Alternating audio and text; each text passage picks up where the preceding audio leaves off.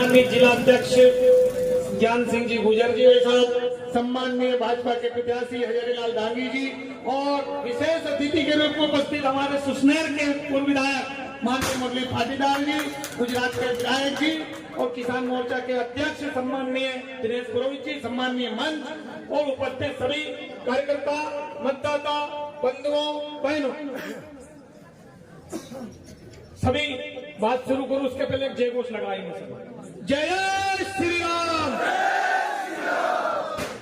10% लोग ऐसे दिख रहे हैं मुझे यहाँ से जो जय घोष नहीं लगा रहे हैं। ये राम का देश है, हम सब राम के बेटे हैं, बोलो है कि नहीं? डंके की चोट कहता हूं कि हम राम के बेटे हैं क्योंकि हमारे पास प्रमाण है ना प्रमाण कि राम राजा दशरथ और मां कौशल्या के बेटे थे, उनका विवाह सीता से हुआ था, बच्चे हुए, लवकुश वंश चला, इसलिए हम लोग कहते हैं डंके की चोट के हम राम के बेटे हैं। बाकी लोग जो कहते हैं ना कि हम अल्लाह के बंदे हैं तो उनके बाकी वंशजों के पता भी तो नहीं चलता है।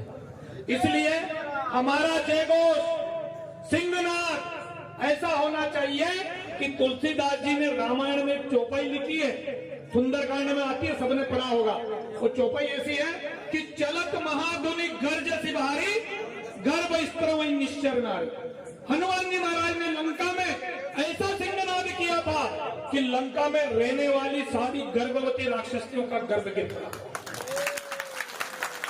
हम भी राम के बेटे हैं, हमारा जय घोष सिंहनाद ऐसा होना चाहिए कि इस पिपलिया कुलमी गांव के अंदर किसी राष्ट्र विरोधी व्यक्ति के घर में किसी राष्ट्रद्रोही का बच्चा पल रहा हो तो गर्भ चीर के नीचे आ जाए।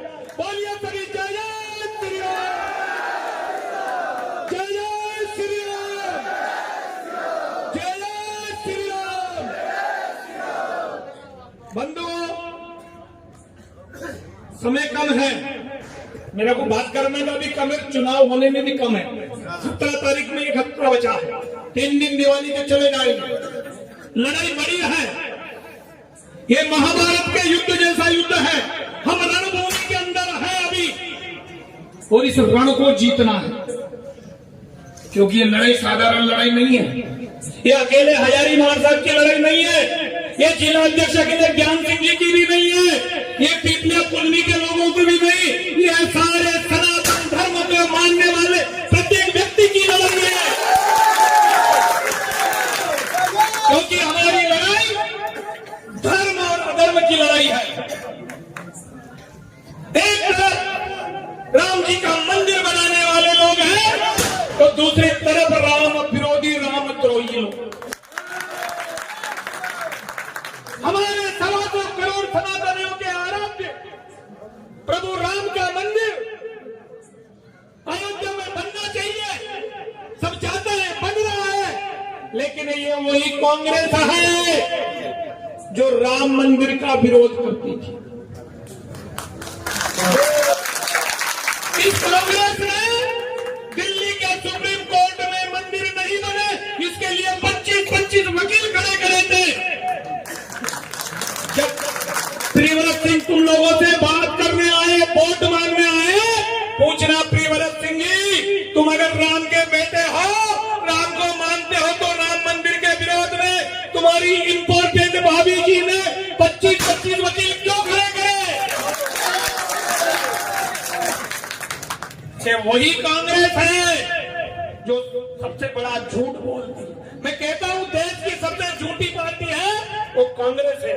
इन्होंने सुप्रीम कोर्ट में लिख के दिया था कि राम पैदा ही नहीं हुए, वो पैदा हुए तो सबूत लाओ। राम के देश में राम के बेटों से सबूत मांगने वाली कांग्रेस आज किस मुंह से वोट मांगने आ रही है? जब ढांचा टूटा, 6 दिसंबर 92 को कलंक मिटाया तो हमारे मध्य प्रदेश के कांग्रेसी नेता दिग्गी राजा, सबसे ज्यादा पेट में दर्द उनको हुआ। दिग्गी राजा कहने लगे, मजाक उड़ाने लगे, राम भक्तों बताओ, भाजपाइयों बताओ, मंदिर कब बनाओगे, तारीख नहीं बताओगे? बोला ना, ऐसा कहते थे ना। अगर इस पिपलिया कुलमी में कोई दिग्विजय सिंह का चेला रहता हो तो कान खोल करके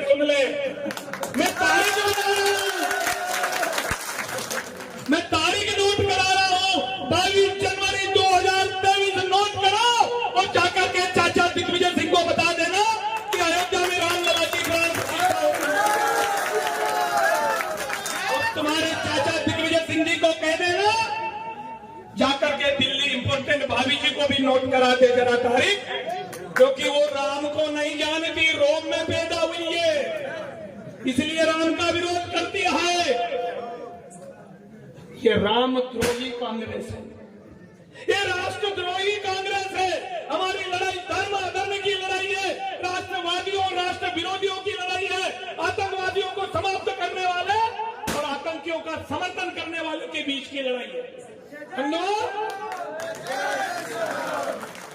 जब कश्मीर से 370 हटाने की बात संसद के अंदर होती है, सारे कांग्रेसी छाती पीटते हैं, चिल्लाते हैं 370 हट गई, देश में दंगे हो जाएंगे, कश्मीर जल उठेगा। ये सब सुना ना आपने टीवी पर? कहीं कुछ नहीं जला। 370 को मोदी जी ने इतिहास से गायब कर दिया। जब मंदिर बनाने का निर्णय आने लगा सुप्रीम कोर्ट से, तो यही कांग्रेस के 25-25 वकील दलील देने गए सुप्रीम कोर्ट में कि मंदिर बनाया तो देश में खून की नदियां बहा जाएगा। अब उनको पता नहीं था कि अयोध्या उत्तर प्रदेश में है, वहां के मुख्यमंत्री बाबा योगी आदित्यनाथ हैं, बुलडोजर बाबा है। बुलडोजर बाबा ने कहा कि न्यायालय निर्णय करे और मंदिर बनाने का काम भारतीय जनता पार्टी की उत्तर प्रदेश सरकार करेगी, कहीं कोई एक मच्छर भी नहीं मरने वाला। आज हम वही भाग्यशाली पीढ़ी है जो अयोध्या में भगवान रामलला के भव्य मंदिर के दर्शन करने जाएंगे। एक कांग्रेस के लोग आतंकियों का समर्थन करते हैं, बिल्कुल खुला है, प्रमाण है। ये कांग्रेस के लोग हाफिज सईद को हाफिज सईद साहब कहते हैं। ये कांग्रेस के लोग संसद के हमलावर अफजल की फांसी रुकवाने के लिए रात की 12 बजे सुप्रीम कोर्ट का दरवाजा खटखटाते हैं, जैसे इनके कोई अब्बा हुजूर को फांसी हो गई।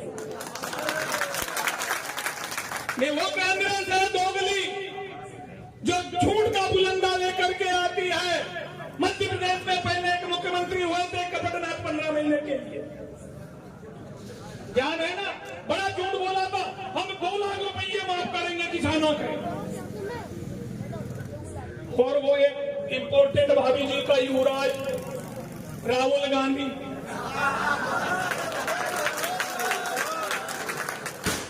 हम कहते हैं ना कि कोस, एक गांव में कहावत चलती, सब गांव के लोग हैं कि कोस कोस पर पानी बदले, 4 कोस पर वाणी बदले। ये राहुल बाबा का तो जो है हर प्रदेश में धर्म भी बदल जाता है।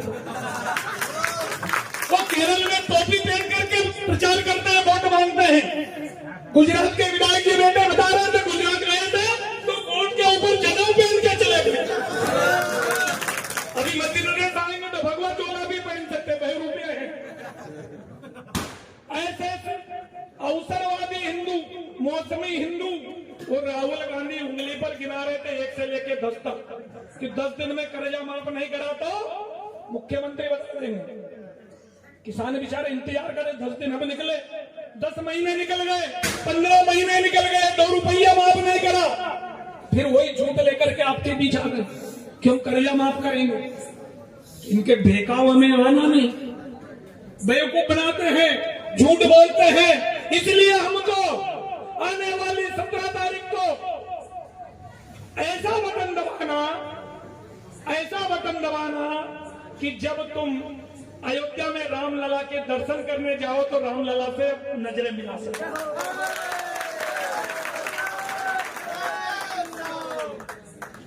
क्यों?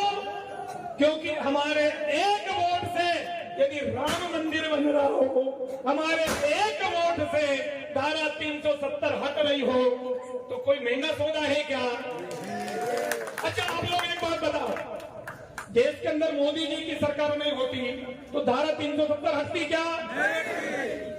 अगर मोदी जी की सरकार नहीं होती तो राम मंदिर बनता क्या? अगर मोदी जी की सरकार नहीं होती तो पाकिस्तानियों को, आतंकियों को कोई घर में घुस के मारता क्या? अब जब से मोदी जी आए कश्मीर के अंदर सेना पे कोई पत्थर मारता है क्या? तो महंगा सौदा तो नहीं है। इसलिए हमको केवल एक वोट देना, उस एक वोट के बदले राम जी का मंदिर मिल रहा है, 370 हट रही है, पाकिस्तान के आतंकियों को उनके घर में दुबक कर बिठा दिया गया है, और नोटबंदी करके मोदी जी ने तो पाकिस्तान को भिखारी नहीं बना दिया। ऐसा नेता कहाँ मिलेगा? कहाँ मिलेगा? आज मोदी जी के पीछे पूरी दुनिया दीवानी। अमेरिका का राष्ट्रपति, रूस का राष्ट्रपति, दुनिया की बड़ी बड़ी महाशक्तियां मोदी मोदी करके पीछे दौड़ लगा रही है। लेकिन दुर्भाग्य है कि ये कांग्रेस के लोग, विपक्ष के लोग पाकिस्तान जाकर के मोदी की बुराई करते हैं। दुनिया भारत का समर्थन कर रही है और भारत का विपक्ष पाकिस्तान का समर्थन कर रहा है। इसलिए हमको केवल 17 तारीख को भाजपा को वोट देकर के और आपके क्षेत्र के लोकप्रिय प्रत्याशी श्री हजारी लाल जी डांगी को सबसे जिले में सबसे अधिक वोटों से विजय बना करके बैठा रहे हैं। तो बंधुओं, यही नहीं, 22 जनवरी को हजारी लाल जी डांगी एमएलए बन के अयोध्या जाए, ऐसी व्यवस्था आप लोगों को करना, ये निवेदन मैं आप लोगों को करना आया हूँ। बोलिए भारत माता की, भारत माता की। बहुत बहुत धन्यवाद आदरणीय भाई साहब।